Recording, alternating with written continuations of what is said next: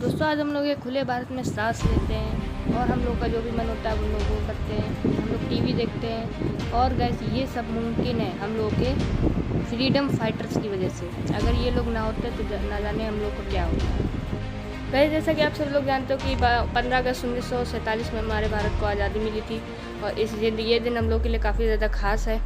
तो इसी के विषय में आज हम लोग बात करने जा रहे हैं और इसलिए हमारी आज़ादी के लिए ना जाने कितने लोगों ने अपने प्राण न्यौछावर कर दिए और उसी में से हमारे एक थे महात्मा गांधी। तो गैस आज हम लोग उन्हीं की स्टोरी जानेंगे और उनके बारे में मैं आपको बातें बताऊंगा। चलिए गैस वीडियो को स्टार्ट करते बिना किसी देरी। तो गैस महात्मा गांधी जिनका पूरा नाम था मोहनदास करमचंद गांधी और गैस ये हमारे फ्रीडम फाइटर्स में से एक थे जो गैस नॉन वायलेंस की पे चलते थे, मतलब उनको हिंसा नहीं पसंद थी, अहिंसा के रास्ते पे चलते थे। और इनकी आय मैं आपको स्टोरी बताता हूँ। तो इनके गैस पिताजी का नाम करमचंद गांधी था और इनकी माता का नाम पुतलीबाई था। गाइस जैसा कि आप सभी लोग जानते हो कि गांधी जी का जन्म 2 अक्टूबर 1869 में पोरबंदर शहर में हुआ था। भले ही गाइस उनका जन्म पोरबंदर शहर में हुआ लेकिन कुछ साल बाद उनका पूरा परिवार राजकोट में रहने लगा। गांधी जी की गैस पढ़ाई भी वहीं से शुरू हुई और 9 साल की उम्र में पहली बार स्कूल जाने वाले गांधी जी शुरू से ही काफ़ी शर्मीले किस्म के थे और वो बचपन से ही किताबों को अपना दोस्त मानते थे। और फिर आगे चलकर महज 13 साल की उम्र रही थी और 13 साल की उम्र में उनकी शादी हो गई। उनसे 1 साल बड़ी लड़की कस्तूरबा से उनकी शादी हो गई। दरअसल भारत में पहले उस समय शादियां काफ़ी छोटी उम्र में ही हो जाती थी। हालांकि जब गांधी जी आगे चल के करीब 15 साल के थे तब उनका पिता के निधन हो गया उनके पिता का। फिर पिता के निधन के 1 साल बाद भी हुई लेकिन दुर्भाग्य से जन्म के कुछ समय बाद ही बच्चे की मृत्यु हो गई थी और इस तरह से गांधी जी के ऊपर मानो दुखों का पहाड़ टूट पड़ा हो। हालांकि इन कठिन परिस्थितियों में भी गांधी जी ने खुद को संभाला।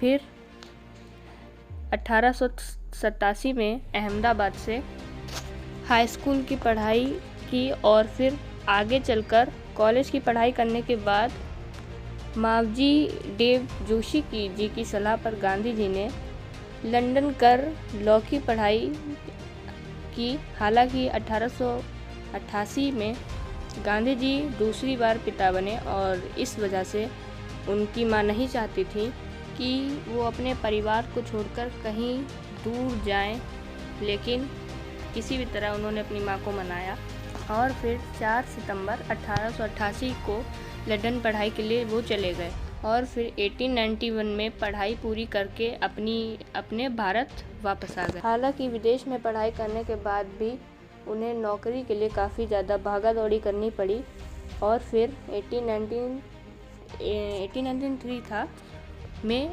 दादा अब्दुल्ला एड कंपनी नाम के एक कंपनी में उन्हें नौकरी मिली। हालांकि इस नौकरी के लिए उन्हें साउथ अफ्रीका जाना पड़ा था और साउथ अफ्रीका में बिताए जाने वाले दिन गांधी जी के जीवन के सबसे कठिन समय में से एक था क्योंकि वहां पर उन्हें भेदभाव का काफ़ी सामना करना पड़ा। हालांकि यह भेदभाव ने उन्हें इतना सक्षम बना दिया कि वो लड़ने के लिए पूरी तरीके से तैयार रहते थे। और मित्रों यूँ तो गांधी जी को सिर्फ 1 साल के लिए ही साउथ अफ्रीका भेजा गया लेकिन वहाँ रह के भारतीय और आम लोगों के हक के लिए वह अगले 20 सालों तक लड़ते रहे। इसी दौरान उन्होंने नेशनल इंडियन कांग्रेस के साथ स्थापना की थी और मित्रों अफ्रीका में रहते हुए इस निडर सिविलिस्ट के रूप में खुद की पहचान बना ली।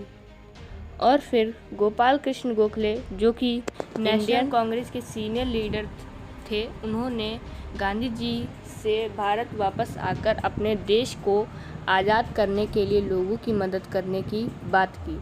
और फिर इस तरह 1915 में गांधी जी भारत वापस आ गए और फिर यह यहाँ आकर उन्होंने इंडियन नेशनल कांग्रेस ज्वाइन करके भारत की आज़ादी में अपना सहयोग शुरू कर दिया।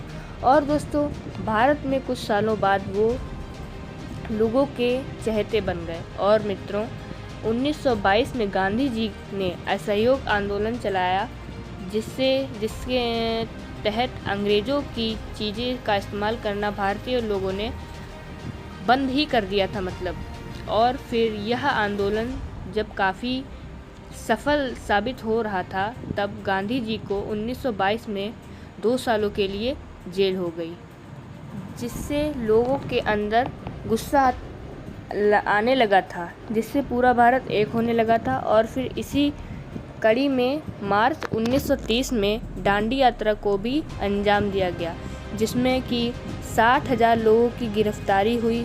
और फिर इसी तरह से वो आगे भी गांधी जी के नेतृत्व में क्विट इंडिया मूवमेंट की तरह ही कई भी आंदोलन को अंजाम दिया जाता रहा।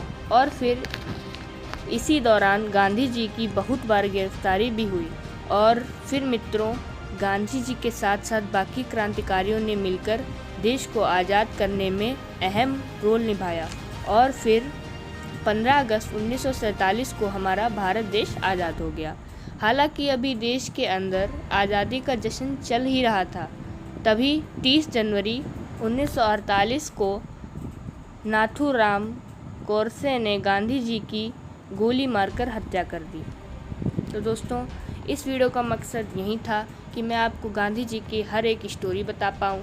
और अगर आपको ये वीडियो अच्छा लगा हो तो प्लीज़ इस वीडियो को एक लाइक ज़रूर कर देना, क्योंकि इस वीडियो को बनाने में मुझे काफ़ी ज़्यादा मेहनत लगी है। और इस वीडियो इसीलिए लेट हो रहा था क्योंकि मैं ये स्पेशल वीडियो 15 अगस्त को लाने वाला था, पर कुछ कारण इसके पड़ गए, तभी मैं नहीं ला पाया। तब तक के लिए गाइस बाय। ऐसे सपोर्ट करते रहो, ऐसी वीडियो आती रहेंगी। और कैसे लगे हमारे गांधी जी बापू की स्टोरी कमेंट में ज़रूर बताना। तब तक के लिए गाइस जय हिंद, जय भारत। और मैं जितने भी मेरे जवान, हम लोगों के जवान बॉर्डर पर शहीद हुए हैं, और भी क्रांतिकारियों ने जितने भी हमारी सहायता करी, कितना हम लोग का प्राण निछावर कर दिया, हम लोग यहाँ पर बैठ के देख पा रहे हैं, कुछ भी बोल पा रहे हैं, एक दूसरे से कहीं भी आ जा सकते हैं, वो सिर्फ हमारे क्रांतिकारियों की वजह से। हमारे महात्मा गांधी और जितने भी बाकी जवाहरलाल नेहरू, सुभाष चंद्र बोस, जितने भी हैं, इन लोगों ने हमारी काफ़ी ज़्यादा मदद करी और भारत को आज़ाद करने में इनका सबसे अहम किरदार रहा है। तो दोस्तों, मैं यही कहना चाहूँगा, कभी भी आप कितने भी हो जाएं, पर हमारे क्रांतिकारियों को मत भूलिएगा। और इनका मकसद बस यही था, हम लोग आराम से रहें, जो कि इन्होंने अपने प्राण न्यौछावर करके हम लोगों को बचाया है। और इस वीडियो का मकसद मुझे बापू की स्टोरी बताने का थे, हमारे गांधी जी की। तब तक के लिए मैं उनको सबको सलाम करता हूँ। और आप लोगों को भी, कि आप लोगों ने अहम वक्त देके मेरी वीडियो देखी। तब तक के लिए बाय, टेक केयर। और अगली वीडियो में मिलते हैं ऐसे ही मोर इंटरेस्टिंग वीडियो में। और आगे बताइएगा मैं कौन सी वीडियो डालूँ। तब तक के लिए जय हिंद, जय भारत।